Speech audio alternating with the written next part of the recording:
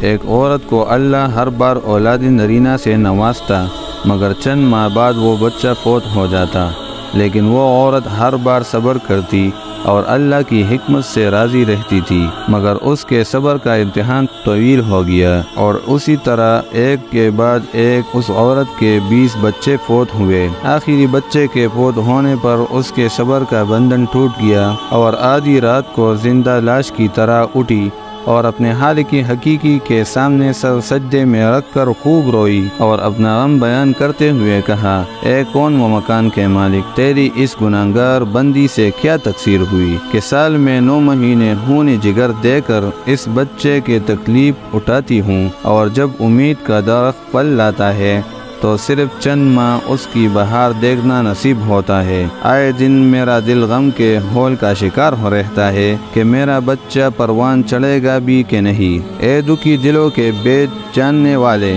مجھ بے نواز پر اپنا لطف و کرم فرما دے۔ روتے روتے اسے اونگ آ گئی۔ خواب میں ایک شگفتہ پربہار باغ دیکھا جس میں وہ سیر کر رہی تھی کہ سونے چاندی کی اینٹوں سے بنا ایک محل نظر آیا جس کے اوپر اس عورت کا نام لکھا ہوا تھا۔ باغات اور تجلیات دیکھ کر وہ عورت خوشی سے بے خود ہو گئی۔